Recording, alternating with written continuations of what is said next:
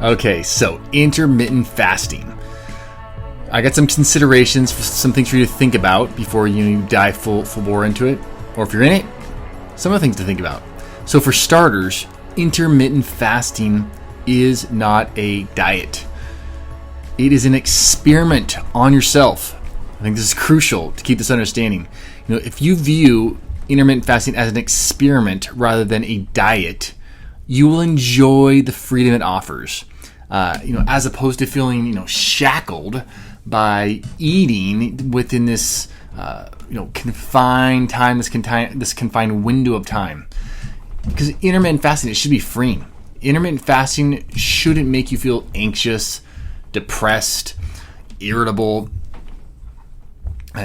cause you to have a lack of energy or eliminate, if you're a female, your menstrual cycle, or give you irregular menstrual cycles, get rid of your libido. That should not be happening. Intermittent fasting should make your life simpler and your body feel more capable, your mind feel more effective, your memory, your cognition should all be increased and be performing at a higher level. Intermittent fasting, it's not a low calorie plan. It is a lowered time frame for eating food strategy.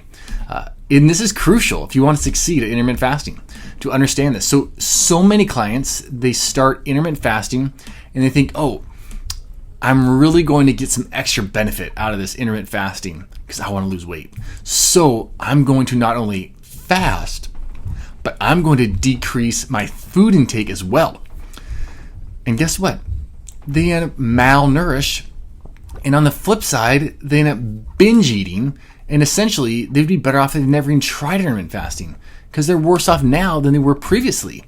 So if you're living in the standard 8 hours of feasting and 16 hours of fasting window, and you're not feeling well, you're not feeling refreshed, invigorated, then it's time to back out, adjust your fasting window, adjust your feeding window, and see, okay, what is really going to work for me? We all have different body compositions, different life routines, different responsibilities. Some of us have children, some of us don't, married, not married, different just completely physiological needs. Some of us are male, some of us are female.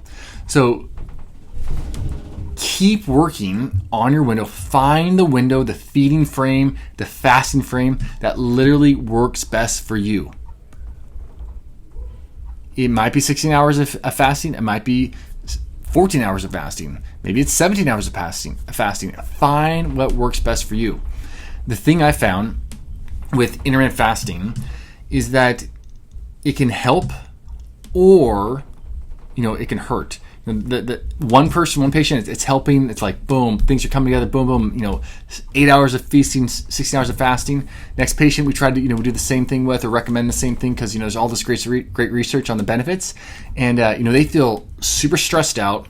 Like their cortisol's all over the place. They're just like ravenously hungry. They're not sleeping good. And the other person's, they're feeling liberated, like this massive stress reduction. And they want to do this for the rest of their life. Can I do more? Can I fast longer? So if it's draining your life capacity, bad deal. We got to figure out a different route, right? Generally, men are going to find it significantly easier to consistently intermittent fast than women, in my experience. And I've seen this over and over again.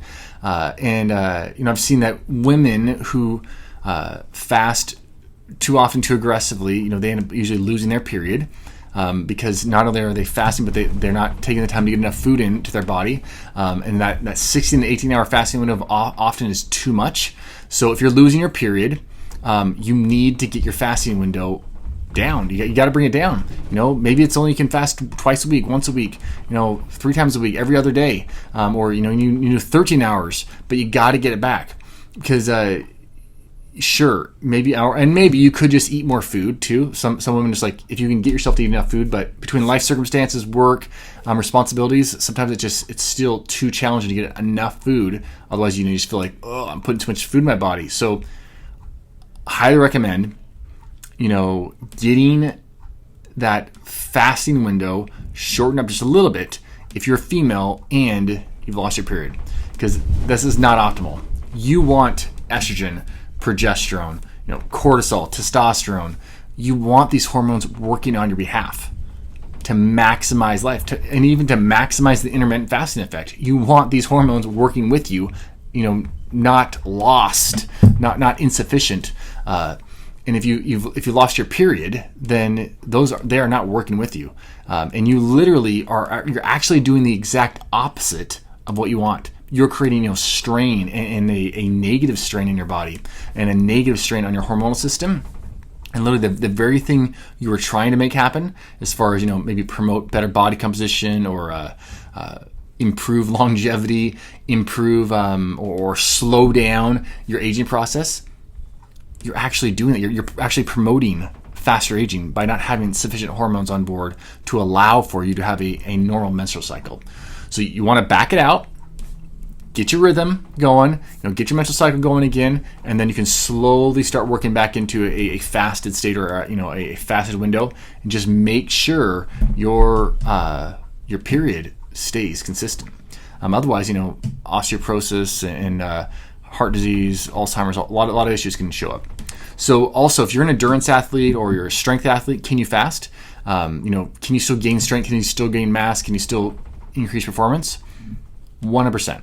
However, you'll just have to be extra considerate about getting in a sufficient food and fueling yourself effectively when you are in the feeding window. So do not, you can't just be flimsy about it. You're just going to have to be more vigilant about what you're putting in your body, which is a good idea anyway. But if you are an athlete, same thing goes if you're a pregnant woman. Should you be fasting? I don't know.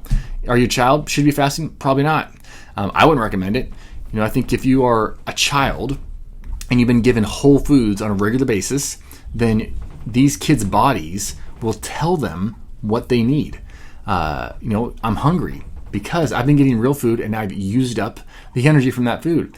And we should listen to those natural cues from our children if we're giving them real food. Now, if we're giving them cereal and crackers and chips all the time, can't listen to those cues. But as an adult in an industrialized world, we have this abundance of food. It's always present. And I think we've lost, and I'm sure you would agree, many of our natural hunger cues because food is always present. So, we just tend to eat out of routine, out of habit, out of boredom, and or out of just like desire, delight. And that makes it really, really helpful for us to actually create these fasting windows for ourselves as adults, as long as you don't have, eating disorder history kind of thing. So intermittent fasting, it can be so easy if you're consuming real whole foods in your feeding window. If you're not consuming real whole foods in your feeding window, it can be a disaster. Because otherwise, if you're not consuming real whole foods, your insulin's gonna be going all over the place, your blood sugar's gonna be spiking, and you're gonna be not a nice person. Hangry is what people are gonna be calling you all the time if you're eating junk and you're intermittent fasting. It definitely takes some discipline to intermittent fast. And maintain a fasted lifestyle. And if it's feeling overwhelming for you to maintain that, if you're feeling like you are irritable, if you're feeling like, man, this is just too much, then it's best not to do it. Because you're missing out on the biggest benefits, on the anti-stress benefits. I will tell you, there was a study done, University of Alabama, that showed that eating between 7 a.m. and 3 p.m. opposed to eating between 7 a.m. and 7 p.m., showed a significant lowering of insulin, of blood pressure, and appetite, as well as an improvement in insulin sensitivity in the 7 a.m. to the 3 p.m. group. So if you're looking to make your life better, then intermittent fasting is a thing, right? But if you are all stressed out about it the whole time, it's not going to work out. Because all those things, stress is going to mess with all those parameters that are being helped by intermittent fasting. So if you want to start intermittent fasting, I would strongly consider taking your day and saying, okay, what time frame do I eat in currently? And that's 12 hours, that's 14 hours, 16 hours, if it's 9 hours, whatever it is, take that and start subtracting just 1 hour from that. Could be in the morning, could be in the evening. And see, okay, how do I feel when I'm consuming all my food within this 8-hour interval, 9-hour interval, 10, 12, 11, 13-hour interval, and just slowly start shrinking it. And see if you can get to that that 8 hours of feeding and 16 hours of fasting and feel amazing. If along the way, when you're switching things up, or you're deleting hours of time where you'd be eating during the day, if you start feeling like, man, my life is just totally in chaos, my mind, my being is just feeling off, then you're better off adding back on the hour and waiting for a while before you try it again. And maybe you'll find that, you know what, me fasting for 14 hours is just the money spot. I feel fantastic at that. That's great. If you get over 13 hours of fasting, you're going to start getting the benefits of intermittent fasting. So go for it. And you can also do alternate day fasting. You don't have to just fast every single day. You can fast on the weekends. You could do intermittent fasting just when you work. I have multiple nurses who just fast on days they work, and they work like 2-3 days, 12-hour shifts a week, and they just fast on those days. It makes life simpler for them. They are have to make less meals when they're going to the hospitals, and it also they say it keeps them out of the vending machines if they are intermittent fasting during that time frame, and they just like that control feeling. So lastly, I would say that intermittent fasting, it's a tool, and you can use this tool to make your body better, to increase your body's efficiency, increase your capacity to do life. If you're getting stressed out, anxious about it, then it's probably not the thing for you. And come back to it at another time, so that it is not like some self-defeating thing, because intermittent fasting should not be. All right, I'm Dr. Matt. Please hit subscribe, like it, share it. Because why? Because we want our family and our friends who need to hear the truth of their health opportunity, want them to get this stuff before their eyes, in their ears, so that they can see, man, health accumulation is just, the opportunity for it is just right out there for me. I'm just going to go get it. All right. Talk to you guys later. Hope you guys have a fantastic rest of your day.